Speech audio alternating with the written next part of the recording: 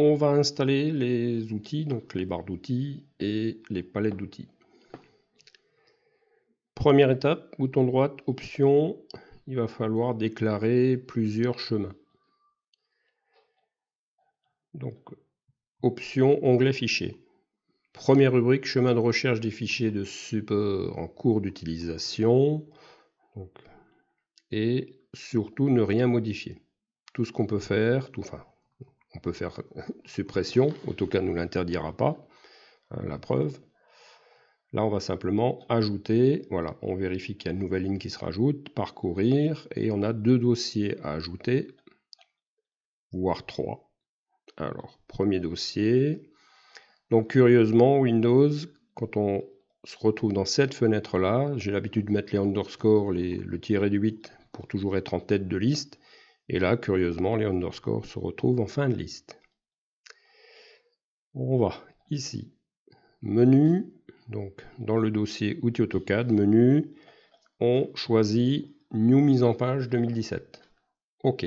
Ensuite, ajouter, parcourir, le dossier qu'on a copié sur C. Le fameux MNU sur C. Hop, celui-là. MNU sur C, nos manques de vie. C'est tout. OK.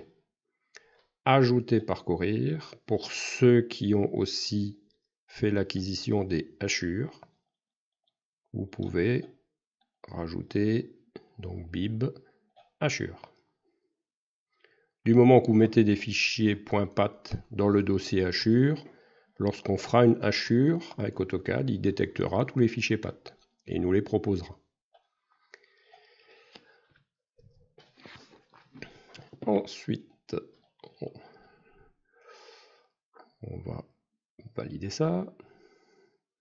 On va charger la barre d'outils, le menu, en utilisant la commande underscore CUI load.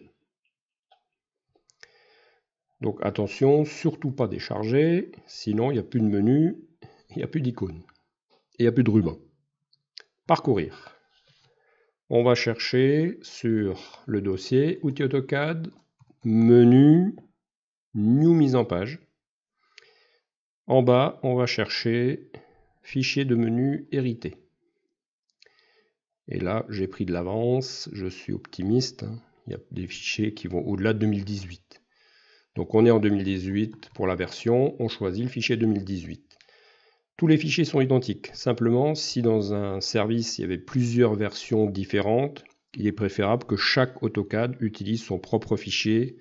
Il risque parfois d'y avoir des problèmes au niveau des icônes. Donc on se retrouve soit avec des smileys, soit avec des points d'interrogation.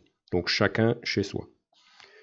Une fois que le fichier 2018 a été chargé, il va créer à partir du fichier MNS. Donc ça, c'est les vieux fichiers menu source. Il va générer le fameux Quix. Ouvrir, charger. Et là, il va nous créer un menu et il va proposer des barres supplémentaires qu'on va pouvoir placer librement. Voilà, fermer. Alors comme c'est étroitement lié à la mise en page, donc on va retrouver ici tout ce qui est échelle. Donc je descends, voilà. Donc dès que le rectangle bouge franchement, je lâche, c'est attaché. Je ne laisse pas en flottant. Donc l'idée, c'est d'avoir ici les échelles.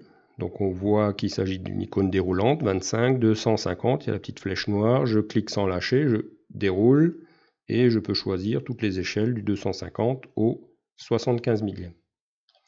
Pareil derrière le 25, on remonte du 25e et on revient jusqu'à l'échelle 1. Et parfois, en mécanique surtout, on va agrandir.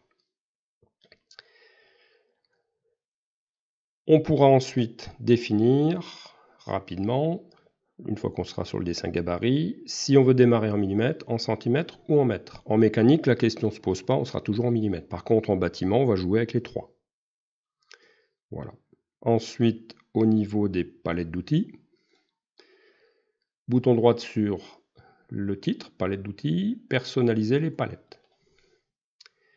Et là, on va retrouver à gauche les palettes qui sont déjà insérées. Donc généralement, ça commence par annotation, architecture, etc. J'ai pris l'habitude de numéroter mes palettes. Vous voyez l'intérêt, pour le classement, c'est plus facile. Donc il suffit à gauche de venir, bouton droite, importer les palettes. Et les palettes, je les regroupe, comme c'est étroitement lié à la bibliothèque, je le mets dans le dossier bib, où j'ai un dossier SV, sauvegarde palette, et je retrouve toutes ces palettes que vous pourrez bien sûr charger à volonté. On fera le tour du propriétaire, on regardera un petit peu tout ce que font ces différentes palettes. Donc il suffit de choisir la palette, ouvrir, et il va la charger. Alors ce qui est dommage, on ne peut pas, donc là il m'a fait un doublon, ça ne le dérange pas, hein. On ne peut pas importer, CTRL, marche pas, SHIFT, marche pas. C'est une palette après l'autre. Je vais supprimer le doublon, voilà, et donc on sera obligé comme ça d'insérer chaque palette. Et je vous conseille aussi à droite de créer un groupe, donc là aussi le groupe, c'est toujours un peu spécial. Si on se met n'importe où, il va créer un sous-groupe, alors qu'on lui dit bien nouveau groupe. Vous voyez, il se met en sous-groupe. Je vais l'appeler test.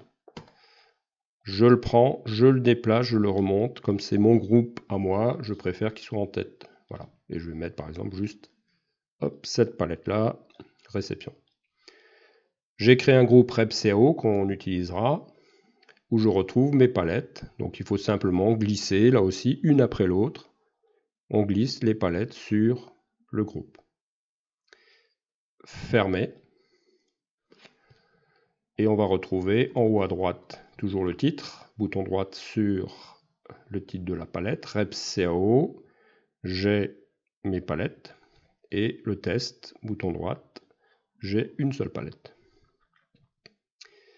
Voilà, donc là on est déjà paré pour commencer à travailler avec ces outils. On va s'intéresser au gabarit.